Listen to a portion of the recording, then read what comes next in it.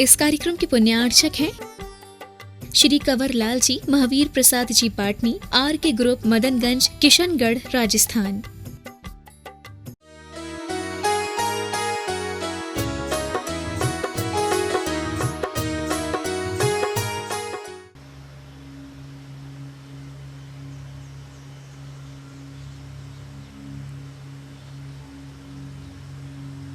मन का अपने ज्ञानमय चैतन्य स्वभाव में लगे रहना ही सभी इच्छाओं को रोकना है, और यही सबसे बड़ा तप है। सबसे अधिक कर्म निर्जरा इसी तप से होती है। निरंतर पुरुषार्थ पूर्वक करें।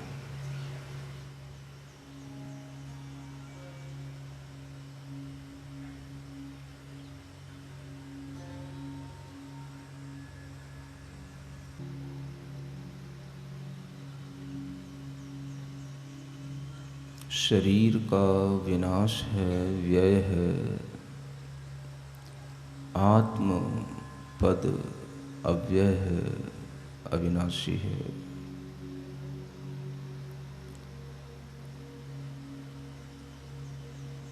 उसी अविनाशी तत्व की ओर निरंतर अपना विचार, अपना मन रोके रखें, लगाए रखें।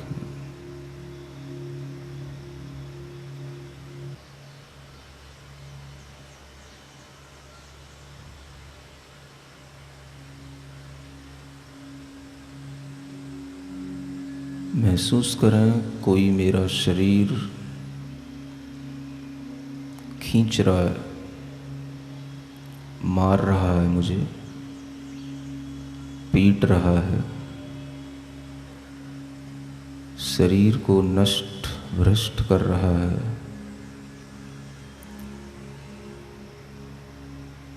मैं अपने मन से प्रसन्न होकर अपनी चेतना में आनंदित हूँ।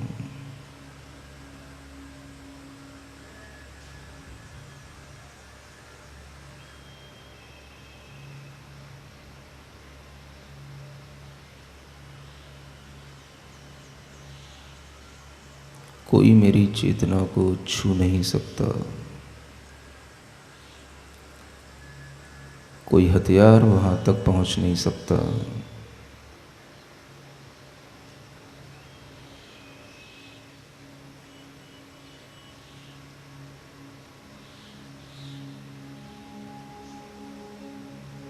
कोई अग्नि उस चेतना को जला नहीं सकती।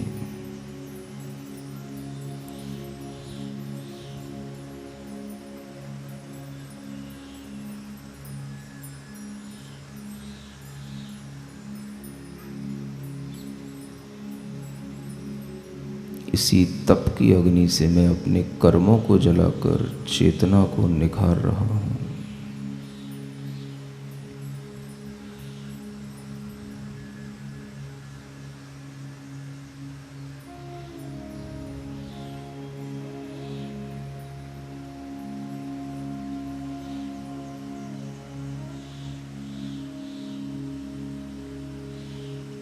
ध्यान ही सर्वोत्तम तप है।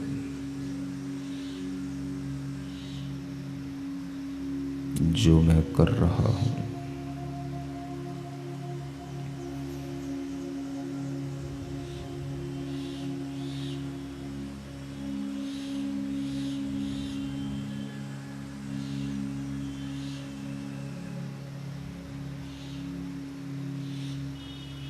प्रसन्न मन से गर्दन सीधी रखते हुए, मन को प्रसन्न रखते हुए चैतन्यमय, ज्ञानमय उस आत्मा को स्पर्श करते रहें।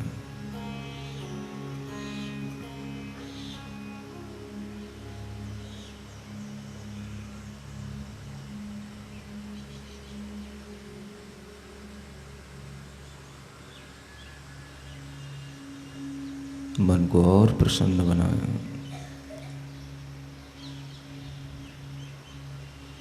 चेहरे पर प्रसन्नता लाएं, रोम रोम में प्रसन्नता लाएं।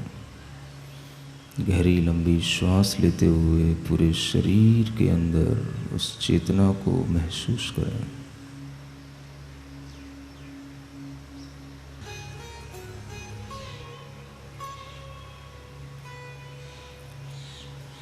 बहुत प्रसन्नता से अपने दोनों हाथ आकाश में फैलाएं, ऊपर की ओर आंखें बंद रखें।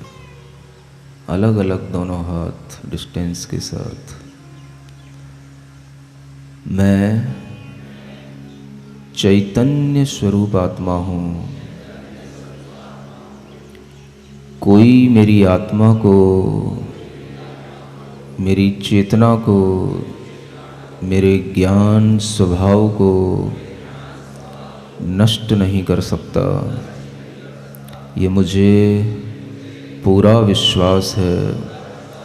मेरा शरीर मिट सकता है, मेरे अंग अंग मिट सकते हैं, लेकिन मेरी चेतना का कोई कुछ नहीं बिगाड़ सकता। कोई अग्नि मेरी चेतना को छू नहीं सकती। कोई हथियार मेरी चेतना को काट नहीं सकता। मैं एक अखंड चैतन्य स्वरूप आत्मा हूँ, शाश्वत हूँ, एक हूँ, अखंड हूँ। दोनों हाथ नीचे रो रहे हैं।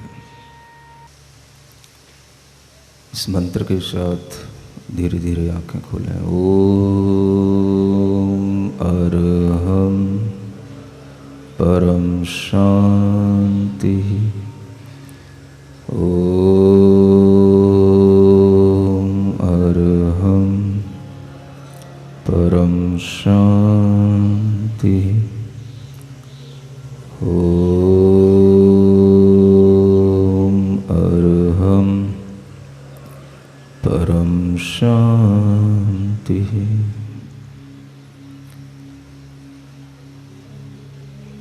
बोलिए उत्तम तप धर्म की। आज हम फिर एक नई सुबह लेकर एक नए धर्म के साथ, एक नए भाव के साथ अपने मन को बना करके बैठे हैं। उत्तम तप धर्म का आज दिवस है। बहुत लंबी यात्रा करने के बाद हमारे आगे यह तप का दिन आया है, क्योंकि तप से पहले हमें बहुत लंबी तैयारी करनी होती है और वह सब तैयारी करके तप के पास में एक संयम का भाव आया था जो कल हमारे सामने था, और उस संयम के साथ ही जो तप किया जाता है उसकी महत्ता होती है। इसलिए यह क्रम बहुत ही वैज्ञानिक है। अगर हम संयमित नहीं होंगे तो हम कभी तपस्वी हो नहीं सकते हैं, तप कर नहीं सकते हैं। क्योंकि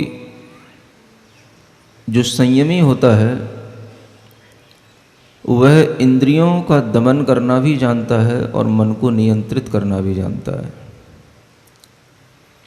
जब वह मन को नियंत्रित करता है तो उसे किसी और नेम और फेम की चाहत नहीं होती है।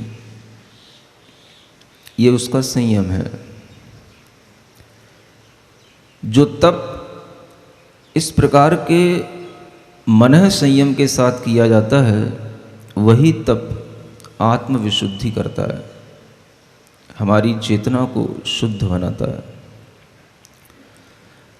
और यही इंद्रिय और मन का संयम जब उसके अंदर बना रहता है तो उस तप के साथ में जब कभी कुछ प्रवृत्ति भी करता है तो वह प्राणी संयम पूर्वक करता है, दया पूर्वक करता है। ये उसके लिए भीतर से जो दया भाव आता है, उस दया भाव के कारण से उसका तप सार्थक होता है। कोई व्यक्ति अगर बिना दया के, बिना अहिंसा के तप करे, कर्म निर्जरा का कोई लक्ष्य न हो, आत्मशुद्धि का कोई लक्ष्य न हो, तो उसका तप व्यर्थ कहा गया है। बिना तपे हुए ही हमें आत्मशुद्धि हो जाए, बिना तपे हुए ही हमें सुख प्राप्त हो जाए, बिना तपे हुए ही हमें मोक्ष की प्राप्ति हो जाए, ऐसा भी सोचकर के लोग बहुत सारे बैठे रहते हैं। ये सबसे बड़ा अंतरंग तप है जिसमें हम अपनी कषायों को जीते हैं, अपने मन को मारें। और जब हम इस तरह का तप भाव में आ जाते हैं तो यही तप हमारी आत्मा को शुद्ध बनाता है।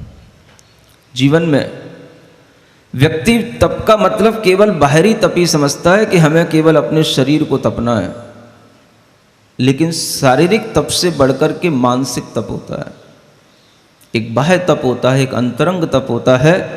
अंतरंग तप में ही ध्यान आता है और ध्यान से ही जो कर्म की निर्जरा होती है, ध्यान से जो कर्म जलते हैं वो किसी और कारण से नहीं जल सकते।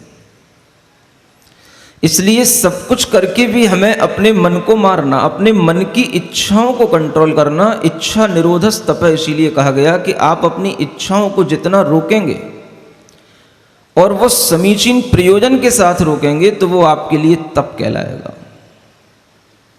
कल तत्वार सूत्र में एक शब्द आया था, अकाम निर्जरा। तप करने से अकाम निर्जरा भी होती है और सकाम निर्जरा भी होती है। अकाम निर्जरा माने इच्छा नहीं है, फिर भी माहौल मिल गया है, हमें वैसा करना पड़ रहा है। एक सकाम निर्जरा होती है, हम अपनी इच्छा के साथ वैसा कर रहे हैं। आपके लिए भोजन में कोई चीज़ें नहीं मिली, नमक नहीं मिला, मीठा नहीं मिला, आप भोजन करते करते सोचते रहे अब आएगा नमक, अब आएगा मीठा, अब आएगा नमक, अब आएगा मीठा, नहीं आया, लास्ट तक नहीं आया। आपकी इच्छा थी शायद आज थोड़ा सा भोजन में कुछ मीठा मिल जाता, कुछ नमक होता तो अच्छा होता, लेकिन वो नहीं हुआ। आपने नियम लिया था कि मुझे आज एक ही बार भोजन करना है, मुझे मौन पूर्वक भोजन करना है। आपने भोजन कर लिया, लेकिन आपके मन की इच्छा को आप रोक नहीं पाए। आपने उस समय पर भी जो साधना की कि मैंने अपने मन से इच्छा व्यक्त नहीं की, या मैंने अपने आप को मौन भाव में रखा, मैंने मांगा नहीं, ये भी आपके लिए एक निर्जरा का कारण बना, लेकिन इसको अकाम निर्जरा कहा गया। ये बहुत अच्छी निर्जरा नहीं हुई। अगर उसी भाव में आप उस समय पर ये विचार कर लें कि नहीं, अगर मेरे सामने आज नमक नहीं भी होगा, मीठा नहीं भी होगा, तो भी मैं बहुत प्रसन्नता से भोजन कर लूँगा, और अगर आ भी गया तो आज नहीं लूँगा, तो क्या होगा? ये आपकी सकाम निर्जरा होगी। सकाम निर्जरा में निर्जरा बहुत अधिक होती है और आत्मा की विशुद्धि बढ़ती है। वो सकाम निर्जरा आपके लिए मोक्ष का कारण बनती है, अकाम निर्जरा नहीं बनती। इच्छाओं को रोकना एक बाहरी परिवेश के साथ होता है और एक इच्छाओं को रोकना अपनी खुद की मानसिकता के साथ होता है। जब हम केवल बाहर बाहर अपनी इच्छाओं को रोकते हैं या बाहर की किसी भी परिस्थिति के कारण से हमारी इच्छाएं संयमित हो जाती हैं, तो वह इतनी अधिक अच्छी निर्जरा नहीं मानी गई जितना कि हम अपने मनोभाव को अच्छा बना करके निर्जरा करते हैं। निर्जरा यानी कर्मों को झड़ाना, कर्मों को अपने से अलग करना। हमारी सबकी आत्मा के ऊपर जिसे हम नेगेटिविटी कहते हैं आज की साइंस की भाषा में, वो नेगेटिविटी कोई और चीज़ नहीं है, वो हमारी अपनी कार्मिक बॉडी है। और उस कार्मिक बॉडी में दोनों तरीके की पोटेंसी है, उसमें नेगेटिविटी भी होती है, पॉजिटिविटी भी होती है, शुभ कर्म भी होते हैं, अशुभ कर्म भी होते हैं, जिसे हम पुण्य और पाप के रूप में कहते हैं। आज हम अगर अपने आप को पॉजिटिव बनाना चाहते हैं, अपने अंदर से नेगेटिविटी बिल्कुल अलग करना चाहते हैं, तो आचार्य कहते हैं आप इन कर्मों से अपने आप को अलग करने के लिए अपना लक्ष्य बनाएं। इसलिए कहा गया कर्मक क्षयार्थम तप्यते इति तप। कर्म का नाश करने के लिए अगर आप कुछ तपेंगे तो वो तप कहलाएगा, और अगर आपने कर्म का नाश नहीं किया, केवल आप शरीर को तपाते रहे, नौ कर्म का ही आप केवल निर्जरा करते रहे, तो वो तप नहीं कहलाएगा। इसलिए आचार्य कहते हैं छोटा भी तप करो, लेकिन अच्छी मानसिकता के साथ करो।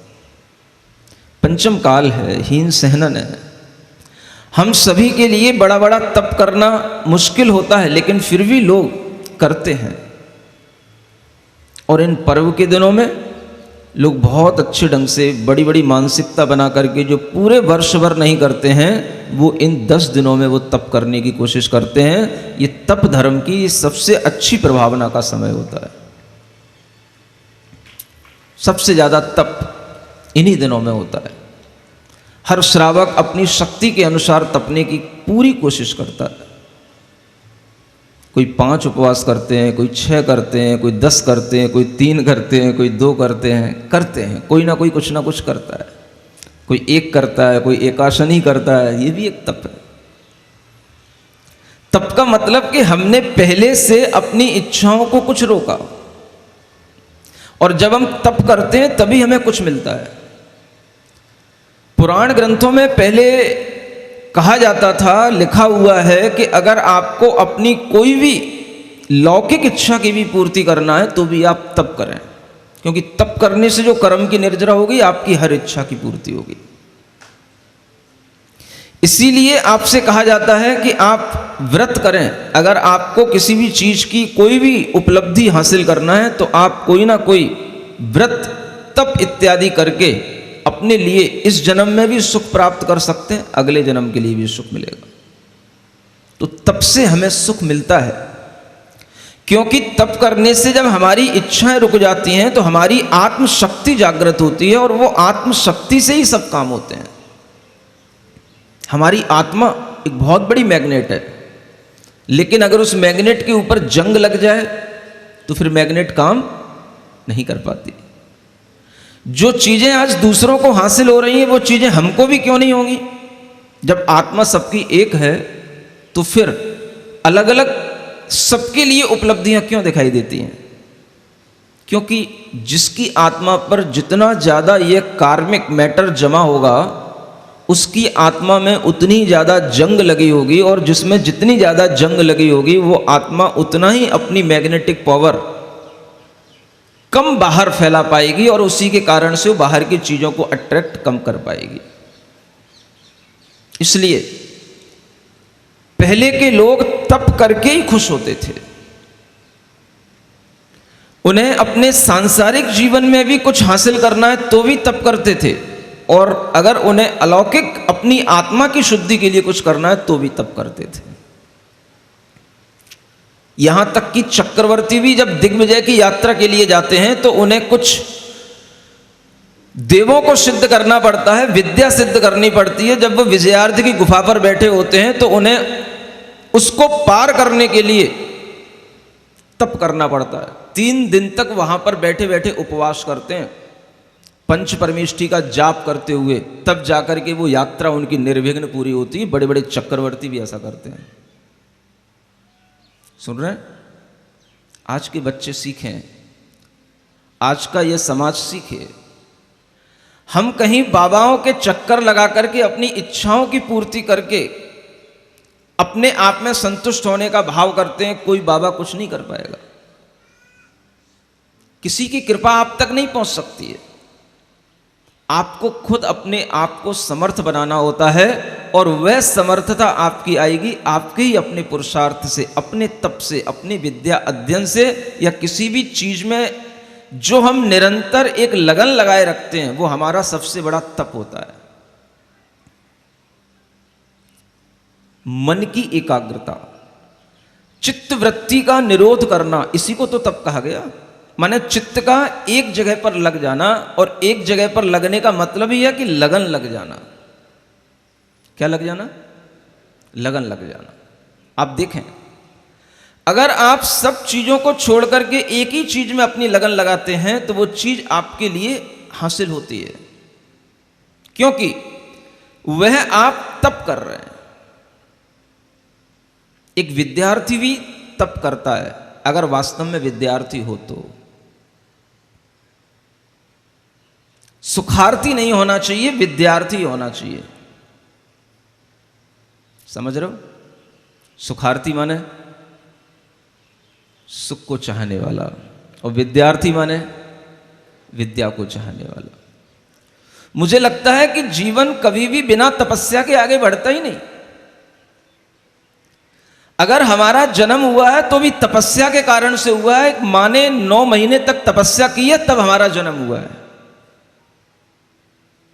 9 महीने तक एक माँ ने कष्ट सहा है, प्रसन्नता के साथ सहा है, तब हमारा इस धरती पर जन्म हुआ है। ये तपस्या हमारी जन्म से ही शुरू हुई है। और ये तपस्या करने के बाद जब हम धीरे धीरे आगे बढ़ते हैं तो हम सबसे पहले एक विद्यार्थी बनते हैं। मैं समझता हूं कि विद्यार्थी जीवन से बढ़कर के कोई तपस्या नहीं होती।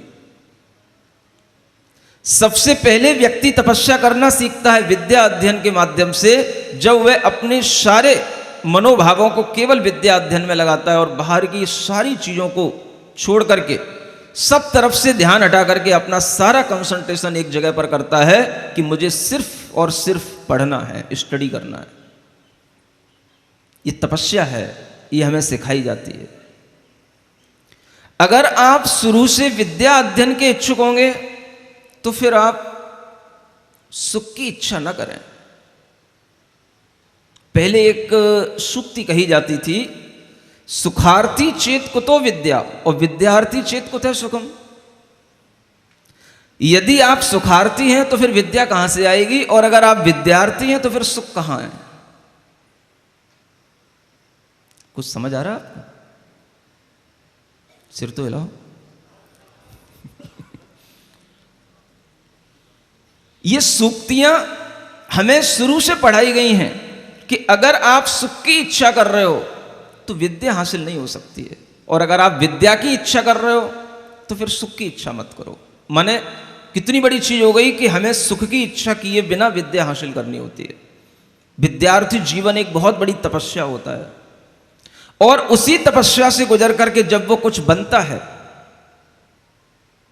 जब वह किसी भी तरह के व्यवसाय में, किसी भी तरह के प्रोफेशन में जब आगे चल करके सक्सेस होता है, तो उसे जो उसका फल मिलता है वो उसे अपने उसी दीर्घ काल के 10-15 वर्ष की उस जीवन की तपस्या का फल होता है, जो वो बाद में बहुत अच्छे व्यवसाय के साथ में अपना पूरा जीवन गुजारता है। ये ऐसे ही नहीं हो जाता। बड़ा आदमी बनना है, बड़ा सुख प्राप्त करना है तो पहले दुखों को सहन करना सीखना पड़ेगा, तब सुख की प्राप्ति होगी। जो केवल ये चाहते हैं कि हम सुख में ही रह करके सुख प्राप्त करके ही पूरा जीवन निकाल लें, कुछ हासिल नहीं होगा। जिन किन्हीं भी लोगों को सुख मिला है, जो कोई भी लोग ऊंचाइयों पर पहुंचे हैं, जो कोई भी लोगों ने शून्य से शिखर की यात्रा की है, आप उनकी कभी बायोग्राफी पढ़ना, सब जीरो से हीरो बनते हैं। सुन रहे हो? हीरो बनने वालों, सब जितने भी हीरो होते हैं सब जीरो से हीरो बनते हैं। हीरो से कोई हीरो नहीं बनता। आप देख लें, जिनके खानदानों में अगर कोई बड़ा हीरो, कोई किसी भी तरह से नेम फेम कमा चुका है, तो उनके भी परिवार के उनके बच्चे भी उतने बड़े नाम नहीं कमा पाए जितना जिस व्यक्ति ने कमा लिया। उठा के देख लेना किसी के भी, आप जीवनी पढ़ लेना, सामने ही देख लेना। जीवन में अगर सुख प्राप्त करना चाहते हो तो पहले ये कमर कस के अपनी मानसिकता में बांध लो कि पहले हमें दुख को जीतना है। यही तपस्या है। दुख को सहन करने का नाम ही तप है। आज अगर विद्यार्थी सुखी जीवन जीना चाहता है तो उसे पहले अपने विद्या अध्ययन में थोड़ा सा दुख महसूस करना पड़ेगा, और जिस विद्यार्थी को जीवन में दुख नहीं होता वो कभी आगे चल करके बहुत अच्छा सुख प्राप्त नहीं कर पाता। ये आज भी सिद्धांत लागू है। आज इसीलिए हमारे बच्चे बिगड़ते हैं। बच्चों के बिगड़ने का और कोई दूसरा कारण नहीं है।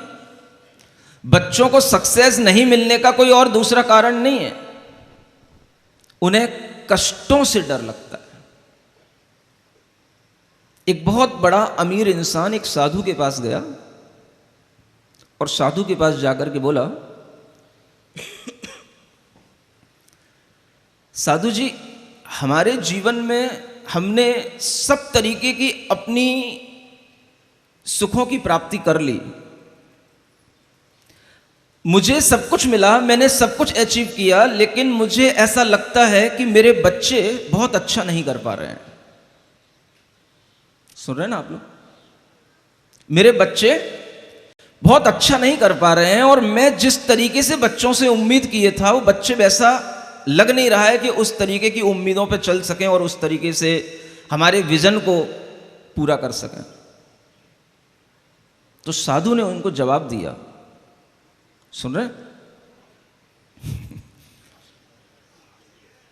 साधु ने उनसे पूछा, सेठ जी आप ये बताओ, आपके पिताजी आपके लिए क्या छोड़ के गए थे? सेठ जी बोले, कुछ नहीं छोड़ा पिताजी ने तो। हम तो जब से अपनी जीवन यात्रा शुरू किए तो मेरे पास कुछ नहीं था, मैं तो अभावों में था। मैंने मेहनत की और मेहनत के बाद मुझे उन अभावों से जो हमें सफलता मिली, तो आज हम जिस स्थिति में हैं उसको देख करके लगता है कि मैंने अपने जीवन में बहुत कुछ हासिल कर लिया। लेकिन मैं चाहता हूं मेरे बेटे उससे भी ज्यादा अच्छा बने, उससे भी ज्यादा अमीर बने। हो नहीं पा रहा है, क्या कारण है? तो फिर साधु कहता है, जहां से तुमने शुरुआत की थी, अगर तुम अपने बेटों की शुरुआत भी वहीं से करोगे तो तुम्हारे बेटे भी उसी ऊंचाई तक पहुंचेंगे। गलती यहां हो रही है कि तुम अपने बेटों को सुख में पालते हुए आगे बढ़ा रहे हो, इसलिए सुख में पला हुआ कोई भी बेटा बहुत उन्नति नहीं कर सकता। आजकल के अमीर बेटों को यह बात थोड़ा सा अच्छी न लगे, इसलिए थोड़ा सा सावधानी से वो भी सुनने की, समझने की कोशिश करें। ये सच है। अगर हम अपनी किसी भी तरह की प्रोग्रेस को बनाए रखना चाहते हैं तो हमें इतना भी कामयाब बेटा मिल जाए कि वो हमारी चीज को आगे बढ़ा पाए, तो ये तभी संभव है जब उसने भी कुछ तपस्या की हो। अगर वो बिल्कुल ही सुख में पला होगा, आप उसकी केवल इच्छाओं की पूर्ति के लिए जी रहे हो, तो उस बेटे से कभी उम्मीद मत करना कि वो आपके किसी भी बिजनेस को आगे बढ़ा पाएगा, कोई अच्छा आपके लिए कर पाएगा। और आप देख लेना, ज्यादातर बड़े घरों के लड़के, बेटे, बेटियां क्यों बिगड़ जाते हैं? इसी कारण से बिगड़ जाते हैं। हर पिता ये सोचता है कि मैं अपने बेटे के लिए बहुत कुछ कर जाऊं, बहुत कुछ दे जाऊं, बहुत कुछ उसके लिए बैंक बैलेंस बना जाऊं। और जितना ज्यादा आप उनके लिए करेंगे उतना ही ज्यादा वो बेटे आलसी होते चले जाएंगे, प्रमादी होते चले जाएंगे, उतना ही बेटे वो दुख को सहन करने की आदत से दूर होते चले जाएंगे और उनके जीवन में कुछ नहीं होगा। आप कमाएंगे, वो गमाएंगे। बेटे को लायक तभी बनाया जाता है जब उसने भी कुछ तपस्या की हो। आज अगर हमारे जीवन में सुख ही सुख हमें देखने को मिलता है तो ये मान के चलो कि ये सुख हमारे जीवन में ज्यादा टिकने वाला नहीं। वही सुख टिकता है जो दुख के बाद आता है। इसलिए जो बेटे बेटियां छोटे छोटे दुखों से घबराते हैं, हमारे घर की परिस्थिति अच्छी नहीं, हमारे पास में इतना पैसा नहीं कि हम वहाँ बड़े कॉलेज में अपना एडमिशन ले सकते, हम बड़ी बड़ी कोचिंग कर सकते, हमारे घर में माता पिता इतने समर्थ नहीं कि वो हमें बड़ी बड़ी स्कूलों में पढ़ाते, बड़ी बड़ी फीस दे पाते। ये सब बातें बेकार की बातें हैं। कभी कोई ऐसी बड़ी स्कूलों और कॉलेजों से कोई बड़ा आदमी नहीं बनता। बड़ा आदमी अपनी मेहनत से बनता है, अपनी लगन से बनता है। और जब आपके पास मेहनत और लगन होगी तो आपके लिए रास्ते अपने आप बनते चले जाएंगे। किसी भी बड़े आदमी को आप टच करके देख लेना। अब्दुल कलाम आजाद एक देश का बहुत बड़ा राष्ट्रपति हो चुका है। समझ में आ रहा है? कहां से उन्होंने अपना जीवन शुरू किया? एक छोटा सा बिल्कुल सामान्य निम्न स्तर के परिवार से, कोई धनाढ्य परिवार से स्तर शुरू नहीं हुआ। और वह आज, अब तो वो चले गए, लेकिन उनकी जीवनी कभी आप पढ़ेंगे तो आपको पता पड़ेगा कि वो राष्ट्रपति कैसे बने। और आपके सामने जो पीएम है, फेमस है काय के लिए? चाय बेचने के लिए। एक चाय बेचने वाला भी आज देश को चला सकता है, प्रधानमंत्री बन सकता है। तो आप समझें कि आप कौन सी जगह पर हैं, कौन से ओहदे में आपके लिए कमी है क्या नहीं है आपके पास में। ये फिजूल की बातें वो बच्चे करते हैं जिन्हें खुद अपनी मेहनत करना नहीं आता। हमारे गुरु महाराज आचार्य ज्ञान सागर जी महाराज हुए, जिन्होंने अपने विद्या अध्ययन के काल में खुद मेहनत करके बनारस में गमछे बेच करके अपनी पढ़ाई का पैसा अर्जन किया। और जो पैसा बचता था वो अपने घर पर पहुंचा देते थे और उसके साथ वो अध्ययन किए। तब जाकर के वो महाकवि आचार्य ज्ञान सागर महाराज कहलाए। वो यूं ही एसी में पड़े पड़े डनलप के गद्दों पे झूलते हुए सोफा सेटों पर बैठकर टीवी देखने वालों, कुछ हासिल नहीं होगा तुमको। बुरा मत मानना। यूं कहोगे कि महाराज मेरी आप अमीरी को चैलेंज क्यों कर रहे हो? आप अमीर हो ठीक है, लेकिन आप कुछ और अच्छा नहीं बन पाओगे। जो आपके बाप ने आपको बना के दे दिया है उससे अच्छा बन करके तभी आओगे जब आप उन सब चीजों से अपने मन हटाओगे। आज के लड़के, आज के बच्चे फैशन में हीरो, पढ़ने में जीरो। क्या समझ में आ रहा है?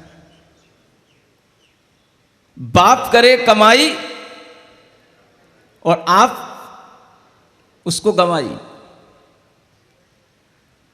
आप कमाई भी होती है, बाप कमाई भी होती है। बाप कमाई से अपने आप को बड़ा क्यों मानते हो? आप कमाई करो।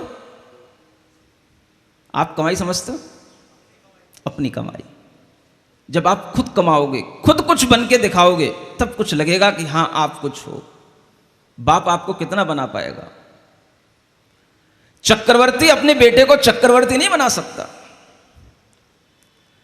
कभी भी ऐसा होता नहीं। लेकिन फिर भी अगर उन चक्रवर्ती के यहां जन्म हुआ है तो आपको भी कुछ ना कुछ करना पड़ेगा। कोई भी व्यक्ति जीवन में जब तक तपस्या नहीं करता तब तक उसको कभी कुछ हासिल नहीं होता। आज व्यक्ति अगर किसी अच्छे प्रोफेशन में होता है, चाहे वो किसी भी तरीके का जॉब हो, चाहे किसी भी तरीके का बिजनेस हो, उसने अपने जीवन में तपस्या की है। वो अपने पैरों पर अगर आज खड़ा है तो अपने बल पर खड़ा है, वो उसकी अपनी मेहनत है। और ये चीजें हमें इसी तप के माध्यम से सीखने को मिलती हैं। आप अपना भाग्य बढ़ाना चाहते हो, अपना पुरुषार्थ बढ़ाना चाहते हो, तो थोड़ा सा इस तरीके का भी अपना मन बना करके रखो कि हम तपस्या के माध्यम से भी बहुत कुछ हासिल कर सकते हैं। तपस्या से भी भाग्य बढ़ता है। एक बच्चा, मुजफ्फरनगर की बात है, बिल्कुल मंदिर के सामने ही रहता था।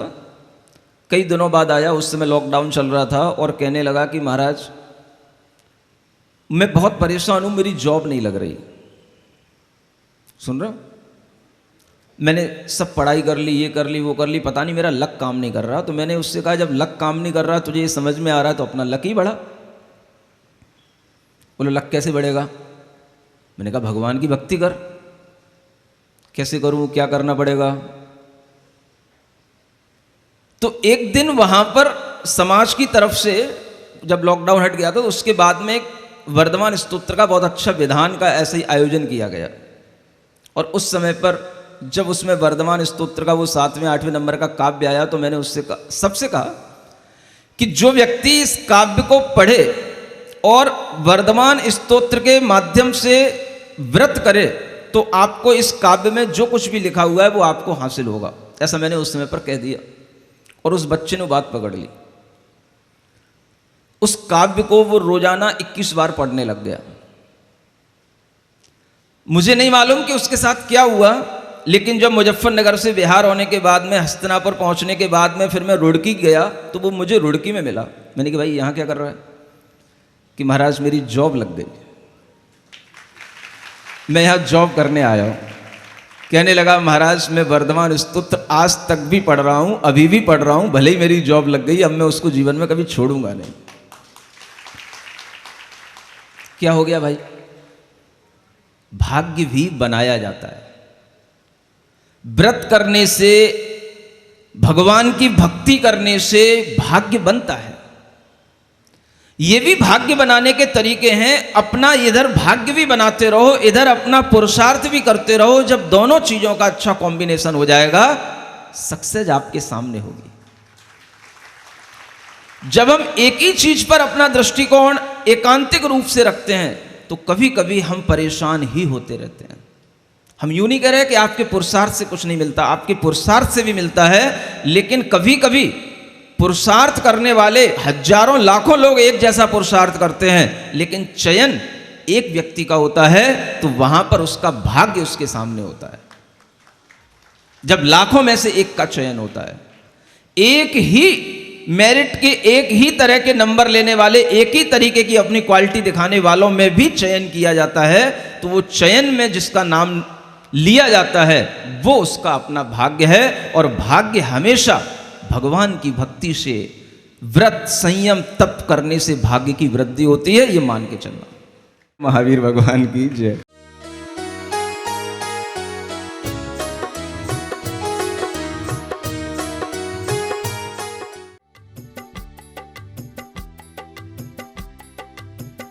इस कार्यक्रम के पुण्यार्चक थे श्री कंवर लाल जी, महावीर प्रसाद जी पाटनी, आर के ग्रुप, मदनगंज, किशनगढ़, राजस्थान।